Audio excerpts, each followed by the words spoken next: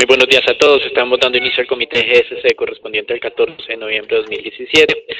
Datos económicos en Europa.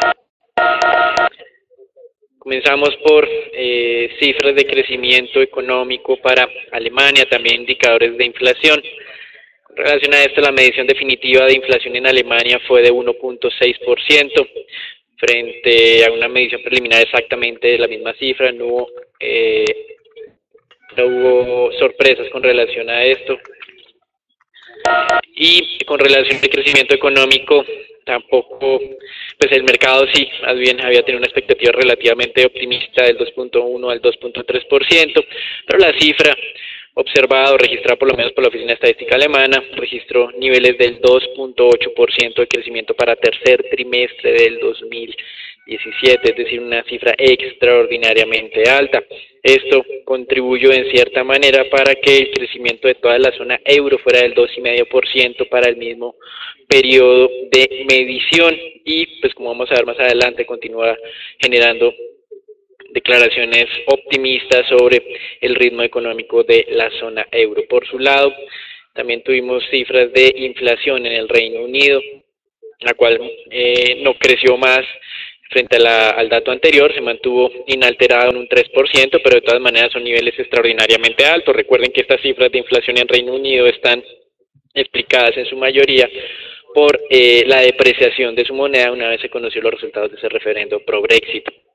En Europa también hemos tenido algunos otros indicadores como temas de producción industrial, expectativas económicas realizadas por la oficina alemana conocido como el indicador ZEW, y se tienen declaraciones de varios miembros de bancos centrales, entre ellos pues sin duda el presidente del Banco Central Europeo, el del Banco de Inglaterra, y también pues se tienen como invitados a la presidenta de la Reserva Federal, Janet Yellen, en una de sus últimas apariciones públicas oficiales como presidenta de esta entidad, y del presidente del Banco Central de Japón, quien reiteró su postura de política monetaria ultra expansiva para ayudar a alcanzar los objetivos inflacionarios del 2%. Con relación a los Estados Unidos, el día de hoy se tienen las publicaciones del IPP, indicador que no es tan relevante para el mercado, y se tienen otras declaraciones de miembros de la entidad Evans, Bullard y Bostic. En Colombia, cifras de balanza comercial. Vamos a ver los datos de importaciones, luego que los de exportaciones hayan estabilizado en los niveles del 3.2, 3.3 trillones. Se espera una moderación en las cifras de importaciones, con lo que el déficit comercial se reduciría a mínimos desde que se desplomaron los precios del petróleo. De acuerdo al mercado, ese déficit comercial sería cercano a los 350 millones de dólares, cuando la norma de los últimos meses ha sido un promedio entre los 500 y 750 millones de dólares. En Chile tenemos reunión del Banco Central, donde pues el mercado ha dado por descontado que se mantendría inalterada la tasa de referencia en el 2,5%. Sin embargo, recuerden nuestras referencias de la semana pasada acerca de información de las minutas del Banco Central de Chile, donde se mostró que sí, bien es cierto, la decisión fue respaldada de manera unánime en la última ocasión para mantener la tasa de referencia inalterada. Sí hubo discusiones sobre la pertinencia de hacer un nuevo ajuste a la baja. Y en Japón también tenemos cifras para esta tarde relacionadas con el crecimiento económico, donde la expectativa es de 1,5% por parte del mercado. También hay otros indicadores en temas industriales. Entrando pues ya en materia, el viernes pasado mostramos algo de incertidumbre sobre lo que sería ese acuerdo de libre comercio TPP, del cual pues se autoexcluyó de Estados Unidos una vez asumió el poder el presidente Donald Trump. El viernes pasado mencionamos la incertidumbre generada por la postura del gobierno canadiense, que se apartó de la declaración del grupo de 11 miembros de la APEC, diciendo que habían obtenido o habían alcanzado algunos acuerdos. Pues bien, aquí el ministro de Comercio japonés dijo que habían alcanzado acuerdos desde el punto de vista de una hoja de ruta de trabajo para llegar a un feliz término de estas negociaciones. Sin embargo, pues continúan las dudas. Canadá en este momento está en medio de una negociación difícil con los Estados Unidos para renovar el TLCAN. y pues obviamente cualquier intento de modificar en estos acuerdos de comercio sería aprovechado por los Estados Unidos para buscar ventajas adicionales en esta renegociación. Tal vez esta sea la reticencia del gobierno canadiense a firmar o a apoyar este tipo de declaraciones por parte de estos países de Asia. Mientras tanto, continúan los cálculos geopolíticos. China sigue presionando para ayudar de alguna manera al multilateralismo. Mientras tanto, Japón intenta aprovechar este TPP para frenar la influencia de China en Asia. Y con relación a China, las cifras del mes de octubre mostraron desaceleración en crecimiento tanto en producción industrial como en ventas minoristas como en la inversión de activos fijos, pero lo importante acá es que esa meta del crecimiento de este año 2017 de 6,5%, pues se va a superar, incluso se va a alcanzar con suficiente holgura. Los tasas de crecimiento de la industria en China fueron del 6,2% cuando el mercado esperaba 6,3%, y de las ventas minoristas crecieron 10% en términos anuales frente a una expectativa de el 10,4%. Con relación a Europa, el miembro del Banco Central Europeo, el austriaco Eduard Nowotny, criticó un poco la última decisión del Banco Central Europeo. Está de acuerdo con la moderación en las compras de bonos, pero estaba inclinado a que esta fuera la última extensión de ese programa de compras y que quedara claro así en el comunicado de prensa. La forma como quedó fue que se dejaba la puerta abierta para que en septiembre, o sea, acercándose a ese mes de septiembre del año 2018, se pudiera mantener estas compras, ya sea en un nivel inferior o por un plazo de tiempo adicional. Entonces Nowotny se muestra un poco contrario a esta idea. Sin embargo, no es de extrañarse, pues la línea de pensamiento de Austria es muy parecida a la de Alemania. Por otro lado, el encargado europeo de las negociaciones del Brexit, Michel Barnier, recordó que la definición del valor de compensación que tiene que pagar Reino Unido a la zona euro por su salida no ha sido pues obviamente establecido, y que este es un elemento fundamental para poder adelantar negociaciones de tipo comercial. Entonces advirtió que este monto de compensación tendría que ser definido para comienzos de diciembre. Con eso las conversaciones de mitad de ese mes tendrían algunos avances en temas de comercio. Básicamente está haciendo la misma advertencia de los últimos meses, que Reino Unido no ha querido, digamos, en cierta medida hacer caso a estas advertencias, y por eso se presenta o no se ha presentado ningún tipo de avance en estas discusiones. Recuerden que en teoría a partir de mayo o abril del 2019 es el periodo en el que se vence esos 2 años de negociaciones, y pues prácticamente estamos perdiendo ya medio año sin ningún tipo de avance. Por otro lado, el Fondo Monetario Internacional aseguró que la economía europea estaba cerca de su velocidad crucero. Hoy lo veíamos con esas cifras que estábamos viendo a comienzo del comité, y volvió a advertir nuevamente los riesgos que tiene estas negociaciones del Brexit, pero no solamente para Reino Unido, sino también para la Unión Europea. Y como estamos viendo en este momento, lo más factible es un choque entre la zona euro y el Reino Unido próximamente. Con relación también a indicadores económicos, como señalábamos, esa cifra de crecimiento del 2,5% de tercer trimestre, cuando el crecimiento potencial europeo es inferior a esta tasa como tal, respalda en cierta medida esos anuncios del Banco Central Europeo de moderación de sus compras de bonos. Pero como manifestábamos, dentro de esta zona económica hay críticas, pues consideran que la política monetaria está siendo demasiado o en exceso expansiva para las necesidades de la Unión Europea.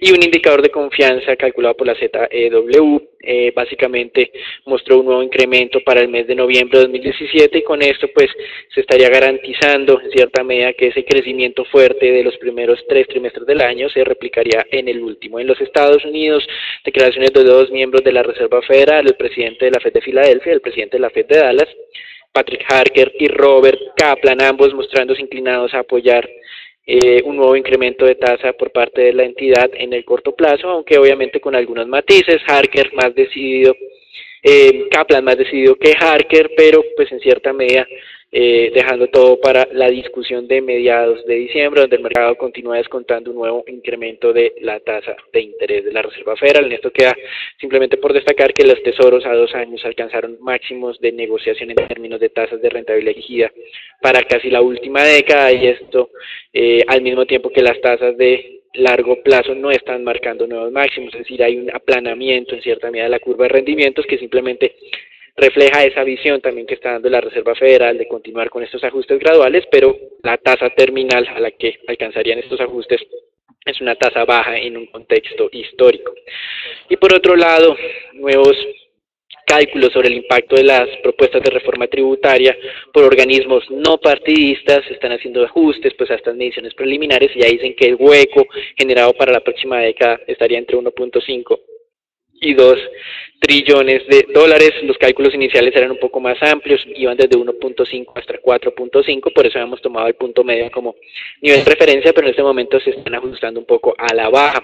Y aquí es importante resaltar que, o recordarles que la semana pasada, el día jueves, el Senado presentaba su proyecto de reforma, un poco diferente al de la Cámara, pero obviamente en el mismo sentido que quiere el gobierno o la administración Donald Trump, y que a pesar de que las diferencias son pocas entre una y otra entidad, en el Senado continúa siendo un poco más difícil su aprobación, necesita la mayoría de votos que en teoría pues, cuenta con suficiente participación del Partido Republicano para apoyarlo, son cerca de 52 senadores del Partido Republicano, necesita simplemente una mayoría de 50, pero ya hemos visto declaraciones de algunos senadores de este partido que no están de acuerdo con este incremento del déficit fiscal o del peso de la deuda frente al tamaño de la economía como tal. Entonces vemos que las próximas 2 semanas serán fundamentales para definir si ese optimismo de mercado, ese 20 o 30% de valorización del último año ha tenido razón o no. En América Latina, comenzando por Brasil, la firma calificadora Fitch Ratings ratificó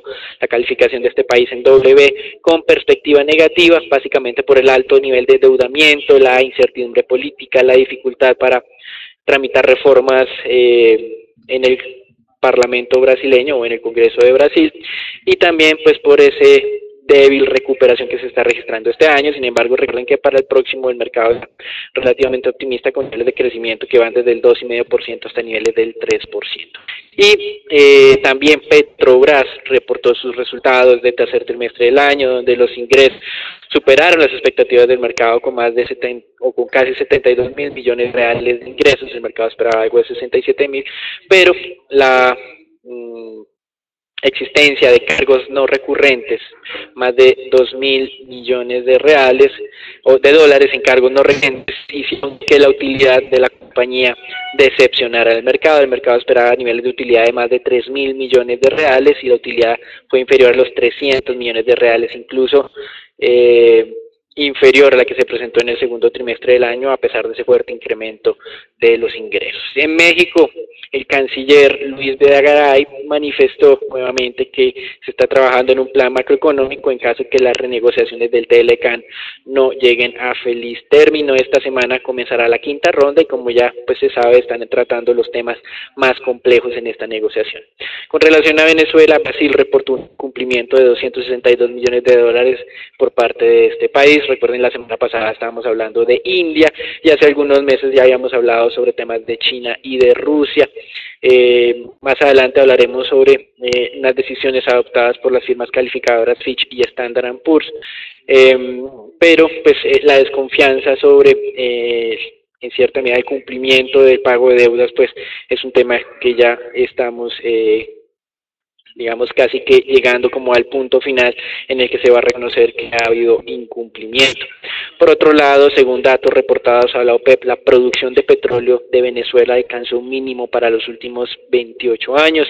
Hay algunas diferencias entre lo que Venezuela dice reportar y lo que la OPEP dice estar calculando a través de fuentes secundarias, pero lo importante en ambos casos es que esa producción es inferior a los 2 millones de barriles de petróleo y que esto pues obviamente no se ha presentado en la historia reciente de este país, consecuencia no solamente de la caída de precios de petróleo, sino principalmente de los bajos niveles de inversión y la mala gestión que se está haciendo en este país. Recuerden lo que hemos mencionado sobre Brasil, economía que tiene cerca de una décima parte de las reservas calculadas para Venezuela, pero que ha sido capaz de incrementar sus niveles de producción.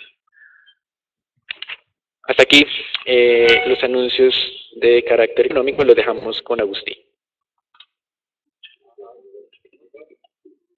Bien, esta mañana tenemos un comportamiento mixto en los mercados de acciones, desde que querían conocer esos datos que ya mencionó Daniel de producción industrial en China, donde como podemos ver se generó un retroceso significativo en las bolsas asiáticas Esto también estaba generando pues algo de retroceso en las bolsas de Europa, donde principalmente los sectores de materias primas, compañías mineras, estaba retrocediendo cerca de 0.67%. Las compañías de energía estaban perdiendo cerca de 0.50%.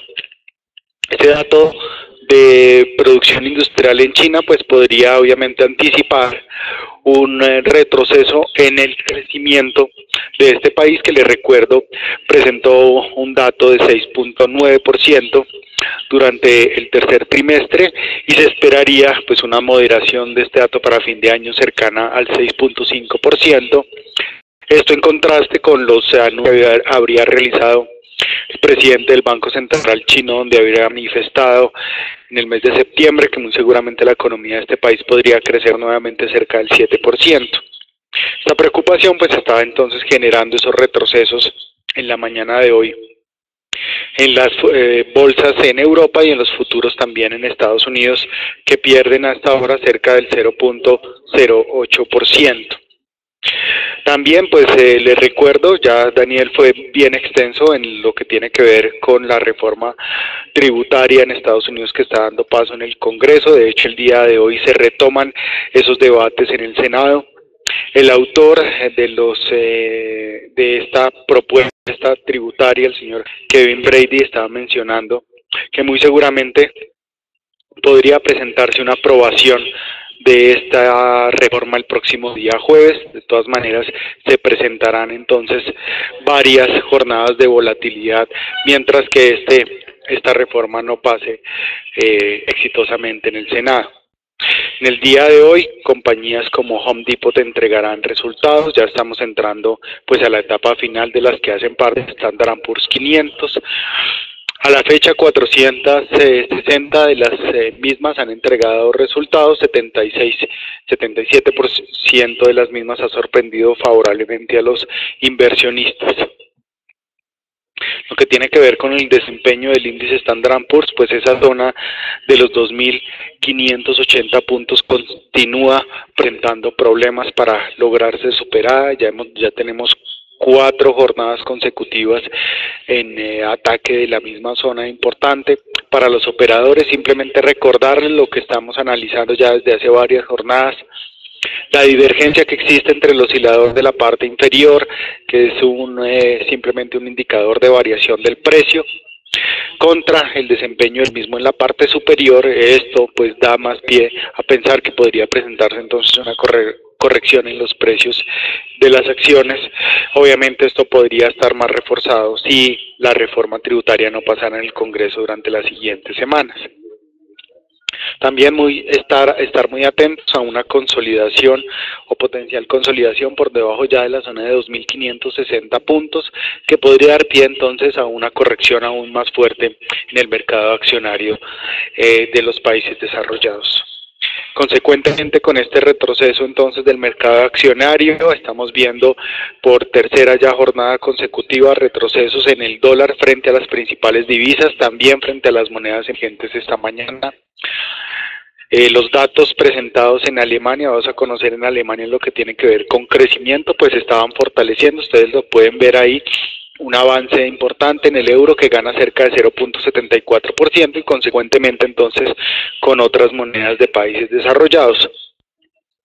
En el lado negativo, pues algunas monedas emergentes, simplemente destacar el retroceso que se está presentando en el rublo ruso esta mañana, cerca de 0.60%, este retroceso directamente ligado con las pérdidas que se estaban presentando esta mañana en el mercado de crudo.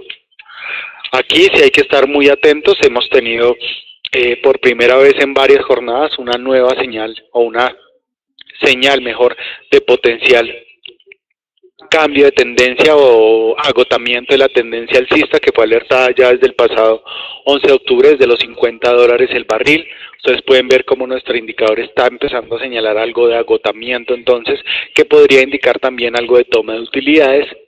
Por esa razón, estar muy atentos a cualquier ruptura de la zona de los 56, psicológica de $56 el barril. Observen ustedes que nuestro trailing stop también está ubicado muy cerca, en 55,95.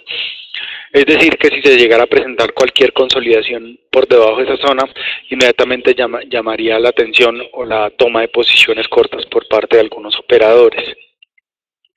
Este retroceso está directamente ligado con el último reporte publicado por la Agencia Internacional de Energía, donde vale la pena destacar dos puntos importantes. El primero, se presenta una reducción en los pronósticos de demanda para el año 2018 en cerca de 200.000 barriles diarios. Y el segundo punto, eleva el pronóstico de producción de esquisto en Estados Unidos para el año 2025 en cerca de 34%. A 9 millones de barriles diarios, lo que en teoría, si esto efectivamente se lleva a cabo, llevaría a Estados Unidos o a los productores de esquisto para ese año a incluso tener una producción superior a lo que tiene Arabia Saudita hoy en día y muy cercana a lo que tiene Rusia. Por esa razón, pues los inversionistas han decidido entonces reducir un poco sus posiciones de crudo y de todas maneras pues muy atentos a las decisiones que tome el grupo de la OPEP a finales de este mes en cuanto a el acuerdo de reducción que les recuerdo vence el próximo mes de marzo.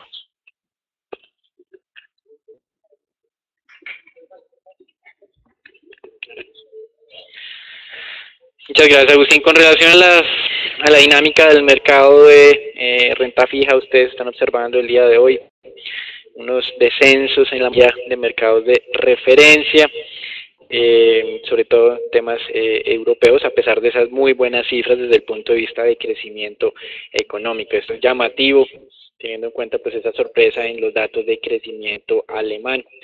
Y estamos viendo que esos títulos de referencia se valorizan a pesar también de toda esta eventualidad. En los Estados Unidos esta semana comenzarán las publicaciones de indicadores de inflación. Hoy tenemos el IPP, pero pues más relevante termina siendo obviamente la inflación al consumidor, uno de esos indicadores que se han mostrado un poco débiles y que ha generado algo de discusiones al interior de la Reserva Federal, aunque como hemos manifestado siguen inclinados a apoyar un nuevo ajuste de tasa a mediados de diciembre.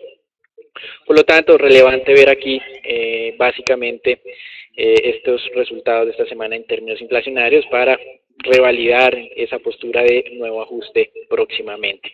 Y con relación pues a lo que es Venezuela, simplemente manifestarle ya que dos entidades financieras, dos calificadoras de riesgo, Standard & Poor's y Fitch, ya sea a la deuda soberana o a la deuda de PDVSA, le asignaron default selectivo a estas emisiones. Si ustedes observan básicamente ya los precios de negociación de esos títulos venezolanos, en varios casos alcanzando niveles cercanos a los 30 centavos por cada 100 centavos de nominal. Con relación a esto, Fitch Ratings calculó que la probabilidad de recuperación de recursos de estas inversiones estaría entre más bien la probabilidad no, el monto de recuperación estaría entre un 30 y un 50%, con lo que en teoría el mercado pues ya estaría ajustándose entonces a eso, a esa nueva calificación de default selectivo. Al mismo tiempo sigue muy interesado el mercado en conocer qué va a decir ISDA con relación a si ya se generó un evento de incumplimiento o no. Las firmas calificadoras pues ya tomaron la decisión, hoy martes podría ser el ISDA, que en cierta medida pues lo que haría es que sirvan pues estos seguros de cobertura, los Credit Default Swaps CDS, pues para aquellos inversionistas que adquirieron estos seguros, pero ya el costo de estos seguros pues está mostrando que el mercado considera que el incumplimiento es inminente, como estamos viendo acá en estas cifras o esos fuertes incrementos que estamos evidenciando. Por lo tanto, este evento de Venezuela cada vez pues se parece más a un tema de incumplimiento, aunque oficialmente el día domingo el presidente de este país, el señor Maduro, manifestara que Venezuela no iba a estar en default en ningún momento. Obviamente estas discusiones más que de reestructuración es cómo van a manejar este tema de incumplimiento y cómo pueden en cierta medida cambiar los términos de los actuales títulos, pues será primordial. Y frente a lo que fue esa primera reunión, los inversionistas dijeron que había sido un total fracaso porque la administración Maduro no había hecho ningún tipo de propuesta concreta, simplemente hizo referencia a que contaba con la asesoría legal suficiente para digamos, desarrollar este proceso, es decir, fueron a Venezuela y salieron de este país sin ningún tipo de información adicional. Vamos a ver pues esta semana qué determina el ISDA. Desde nuestro punto de vista, compartido compartíamos pues esa visión de Nomura de hace 2 semanas, diciendo que estos anuncios de negociaciones eran más bien anuncios de incumplimiento oficial. Hasta aquí lo que es el reporte internacional. Estábamos presentando esa serie de los credit default swaps de Venezuela simplemente para comprobar que el costo de esa prima de aseguramiento pues ya básicamente estaba alcanzando niveles de default del 100%. Para que se hagan una idea, países con mejores historias o por lo menos con una mejor percepción pagan primas de solamente unos 100 puntos. Aquí estamos hablando de 15.000 puntos en el caso venezolano. Esto básicamente es un seguro que se paga por un año, y aquí están diciendo que hay que pagar el 150% del valor nominal asegurado, es decir, que hay que sobrepagar este seguro, es decir, esto ya dejó de ser práctico. Lo interesante era cuando estábamos en niveles de los 6.000 puntos, que era pagar cerca del 60 al 80% del nominal que estaría invirtiendo, y ahora lo que prácticamente me dice acá es que el mercado dice: ya no estoy vendiendo seguros para asegurar este tema de deuda venezolana porque me tienen que pagar de más del nominal que ustedes quieren asegurar. Comenzando con el reporte de Colombia, pues el viernes pasado tuvimos las cifras de industria y comercio correspondientes al mes de septiembre, y con esto ya cerramos el tercer trimestre del año. Aprovechamos ya esos indicadores en conjunto con el buen dato de obras civiles para recalcular nuestros estimativos o pronósticos de crecimiento que serán dados a conocer el día de mañana. Pues bien, con base en esta información hemos mejorado nuestro pronóstico de niveles del 2 al 2.3%. Tenemos un rango de crecimiento para este tercer trimestre de año entre el 2 y el 2.6, y nos hemos ubicado en la parte media. Mientras tanto, el mercado se mantiene en niveles cercanos al 2%, 2.1. Básicamente, consideramos que estarían utilizando como fuente de información esa medición mensual de crecimiento que hace el DANE y que tiene, por lo menos para los meses de julio y de agosto, un promedio de crecimiento del 2%. Simplemente aquí que nos sirva de evidencia histórica que estas cifras que calcula el DANE de manera mensual son generalmente revisadas de manera significativa en los meses posteriores. Por eso creemos que niveles del 2.3 podría ser relativamente factible. Estos datos sin duda están por encima de lo que habíamos calculado inicialmente en términos de recuperación, pero la conclusión sobre esa lenta recuperación sigue siendo diciente. La industria se contrajo nuevamente en el mes de septiembre, cerca de 1.9%, más de lo que el mercado había anticipado, y si bien es cierto, la recuperación del comercio superó lo que el mercado estaba esperando, crecimiento de 1.4 de las ventas, esa sorpresa favorable fue muy limitada. Y con relación pues a temas adicionales del contexto macroeconómico, se conocieron los niveles de recaudación del mes de octubre, 7.7 billones de pesos durante ese mes, en total del año 116.5 billones de pesos, y pues obviamente estamos pues a la espera simplemente de información de noviembre y de diciembre para validar nuestra expectativa de no cumplimiento de la meta de recaudo bruto. Aquí no hay que confundirse con esa cifra de 130 billones que es recaudo neto. Si uno observa de 116 a 130, obviamente dice que lo va a alcanzar, pero si uno tiene en cuenta la cifra de recaudo bruto, que es de 140, no nos va a dar estos 2 meses y habrá un faltante adicional entonces, de acuerdo a nuestras mediciones, de 4.5 billones de pesos aproximadamente. Pero pues como hasta ahora el mercado ha sido complaciente con estas cifras de fallos en los temas de metas de recaudo, pues no esperamos tampoco que el mercado reaccione en este frente. Creemos más relevante entonces lo que sucede externamente con relación a la calificación colombiana y esos rebalanceos de diferentes índices de deuda emergente que las cifras de recaudo en el caso colombiano. Hasta aquí lo que es el tema macroeconómico. Los dejamos con Natalia para reportes de temas corporativos. Buenos días para todos. Iniciamos la semana con lo que fue la variación del índice Colcap durante la semana anterior. Como vemos, fue una semana positiva con un avance del 1,11% para todo el índice, donde se destacan entonces los avances que se dieron en Promigas con un avance del 8,11%. La acción, recordamos, pues que tuvo cierta volatilidad para la entrada en la recomposición que se dio del índice accionario, y al momento se ubica entonces una vez más sobre los 8.000 pesos. En segundo lugar tenemos Ecopetrol con un avance del 6,47%. La acción pues ya la discutiremos posteriormente más a detalle, pero se ubica sobre los 1.810 pesos y continúa un poco en línea con lo que es el avance en los precios del petróleo.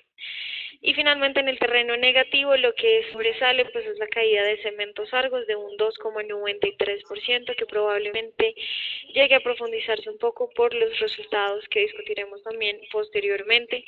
Y en segundo lugar el retroceso que se dio en Éxito de un 2,55%, pues esto ya es un regreso desde la parte técnica, después de haber alcanzado los 16.200 pesos, pero que por el momento pues tampoco nos preocupa, dado que el día de hoy tendremos también a cierre de mercado los resultados de este emisor. Pasando ya a noticias corporativas, la primera de ellas son dos noticias relacionadas con Avianca.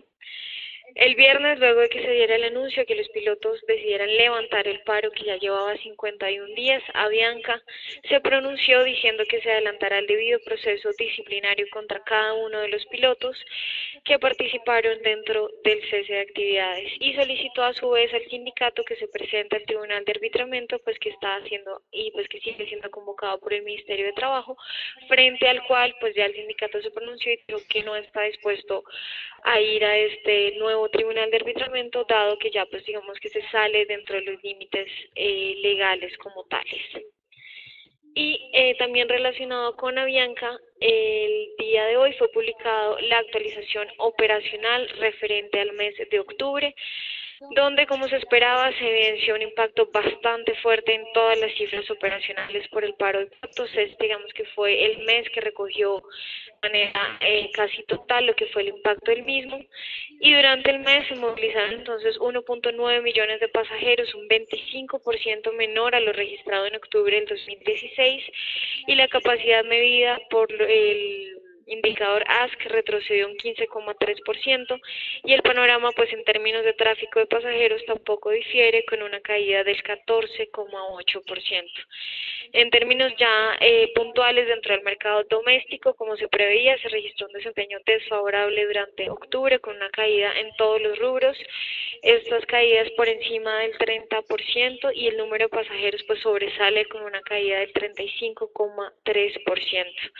En el mercado internacional, pues las cifras, aunque son menores en términos de magnitud, el direccionamiento, y es decir que una caída generalizada en todos los indicadores, pues también se produjo a causa del paro de pilotos. Y como vemos, lo que preocupa también es que el factor de ocupación en términos de mercado internacional continúa el deterioro, que este pues era uno de los ítems que ya habíamos analizado previamente durante los meses anteriores y que pues podría entonces darnos señales un poco de retraso dentro del mercado internacional. Como vemos, los resultados pues se traducen en el cese de actividades que afectó todo el desempeño operacional y que reafirma el impacto bastante fuerte que podríamos observar en los resultados del cuatrimestre del año. Ya pasando con el análisis de los resultados del tercer trimestre de Cementos Argos, el día viernes fueron publicados, y aunque esperábamos que estos fueran resultados bastante negativos, lo que iba en línea un poco con lo que fue el desempeño que observábamos en Cemex, nos sorprendió que el desempeño que veíamos en Estados Unidos, que ya lo discutiré, compensó un poco lo que fue el deterioro en los resultados pues dados aquí en Colombia y en Centroamérica. A pesar de la fuerte temporada de huracanes que se registró en septiembre, los volúmenes en Estados Unidos y en el Caribe como Centroamérica pues no se vieron afectados. De hecho, en todas las regionales aumentó los despachos de cemento, con un consolidado de un 17% por encima de lo que registramos en el tercer trimestre del 2016, y únicamente se afectaron los volúmenes de concreto, que cayeron un 6%. Los ingresos, como vemos, avanzaron un 3,9%. En Estados Unidos se sigue presentando el mejor comportamiento, con un avance del 15% en los ingresos, explicado por la entrada en operación de la planta de Martinsburg, pero pues que contrarrestó, como ya lo mencioné, un poco la dinámica que vemos débil en Colombia, donde pues ya vemos una débil demanda y una dinámica de precios que sigue afectando un poco desde esta parte los ingresos operacionales. En la parte pues ya operacional, puntualmente el EBIT avanzó un 2,3%, que aunque fue afectado por las regionales de Colombia y el Caribe y algunos gastos no recurrentes asociados al programa BEST, al excluir estos ítems que generan un poco de distorsión, la variación del EBITDA sería de un 7,5%, lo cual también digamos que es bastante positivo. Finalmente la utilidad neta, como vemos, ascendió a 65.000 millones de pesos, mostrando una reducción del 42% frente al mismo periodo. Esta es una caída que se produce no solamente por digamos que el aumento en los costos variables que veíamos de un 8,5%, sino también unos gastos no recurrentes, no solamente desde los términos operacionales, sino también no operacionales, que afectaron avance de la utilidad operacional y que afectaría entonces la utilidad neta para el trimestre. Como veremos en la siguiente gráfica, digamos que ya para que vean en términos puntuales los avances de los distintos rubros, los ingresos pues continúan digamos que en una ligera senda de expansión. La utilidad neta, lo que nos sorprende de esta es que, como vemos, aunque fue menor en un 42% a la registrada en el 2016, esta es la utilidad neta más importante en términos de magnitud para todo el 2017, y pues esto es algo que sobresale un poco dentro de la compañía, no solamente por el panorama desafiante que estamos observando en el mercado local, y en términos del EBITDA también vemos que este avanzó un 18,6%, que continúa un poco en la senda de expansión, pues que en términos diferenciales frente a los otros competidores, puntualmente Cemex, estos resultados nos sorprenden gratamente, pero pues que igual damos una lectura neutral, dado que continúa un poco el deterioro en el mercado local y que sencillamente los resultados de Cementos Argos se vieron beneficiados por lo que fue el desempeño en Estados Unidos. Les recuerdo que el día de hoy es la jornada con mayor cantidad de reportes de resultados. A cierre de mercado tendremos los resultados de Éxito, Avianca, ETB y de Canacol. Y ya pasando con el análisis técnico del mercado local, el índice Colcap, como le mencionaba, se mantiene sobre los 1.434 puntos.